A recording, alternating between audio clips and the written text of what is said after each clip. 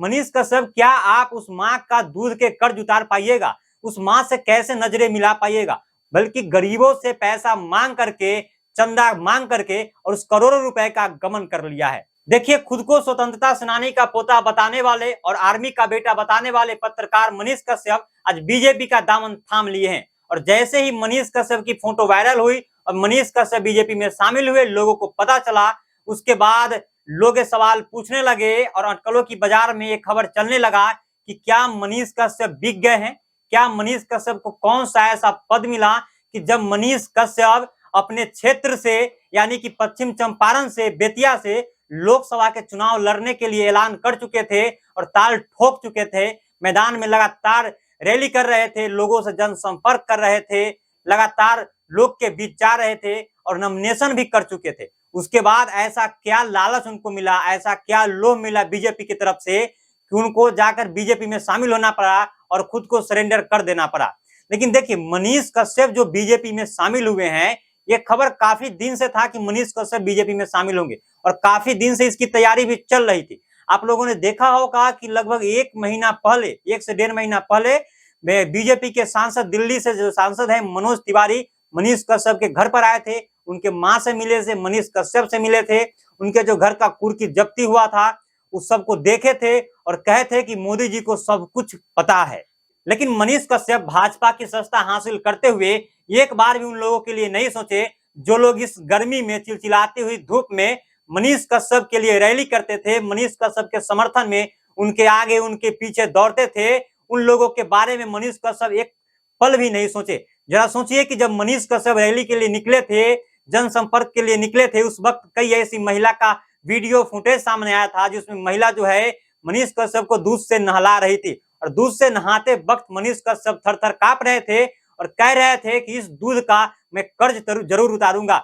मनीष कश्यप, क्या आप उस माँ का दूध के कर्ज उतार पाइएगा? उस माँ से कैसे नजरें मिला पाइएगा? उन तमाम मजदूर से, उन तमाम बेरोजगार युवा से, उन तमाम युवा साथियों से जो गरीब है, जो आपके लिए लड़ा है, जो आप जब जेल में थे तब रैली में जाता था, धरना प्रदर्शन करता था, जब आप जेल से निकले तब हजारों की संख्या में गेट पर भीड़ था, आपके घर तक लोग दूर दूर से आया, न जाने आपको लोग कितना चंदा दिया। उन लोगों के लिए आप कह रहे थे कि हम लड़ाई लड़ रहे थे, लेकिन दरअसल सच्चाई यह है कि मनीष कश्यप हमेशा इमोशन कार्ड खेला है, हमेशा कोई ना कोई विक्टिम कार्ड खेला है। लोग को उम्मीद था कि शायद मनीष कश्यप गरीबों के लिए कुछ करेगा, बेरोजगार युवाओं के लिए आवाज उठाएगा, बिहार में फैक्ट्री रहेगा, बिहार की दशा दिशा सूरत बदलेगा। लेकिन मनीष कश्यप को तो राजनेता बनना था, इसका शौक शुरू से था राजनेता बनना, इसका शौक था कि हमको 2-4 बॉडीगार्ड मिले, हमको सरकारी आवास मिले और एकदम रईस वाला जिंदगी जिए। आज जो सपना इसका पूरा हो गया।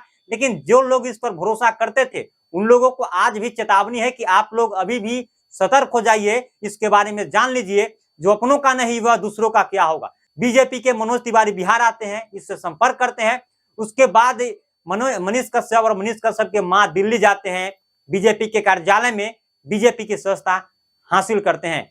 जरा सोचिए कि मनीष कश्यप से कितने लोग को उम्मीद था।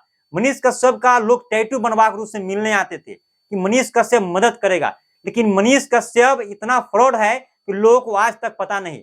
जब मनीष कश्यप बेतिया से लोकसभा चुनाव लड़ने का ऐलान किया और नामांकन भी कर दिया था, उसके बाद मनीष कश्यप बोला कि हमको चुनाव लड़ने के लिए पैसा नहीं है और बेतिया के तमाम लोगों से 11 रुपए चंदा मांगा और तमाम लोग चंदा दिए। उसके बाद मनीष कश्यप बीजेपी में जाकर शामिल हो जाता है और उसी बेतिया से बीजेपी के संजय जायसवाल के लिए, जो कि बीजेपी के प्रदेश अध्यक्ष रह चुके हैं, उनके लिए लोकसभा चुनाव का प्रचार करेगा। लेकिन न जाने उन लोगों का क्या होगा जो लोग मनीष कश्यप के कहने पर बिहार से, बिहार के बाहर जो लोग रहते हैं, मजदूरी करते हैं, वो लोग मनीष कश्यप को चुनाव लड़ने के लिए जो पैसा चंदा दिए हैं, उन करोड़ों रुपए का क्या होगा?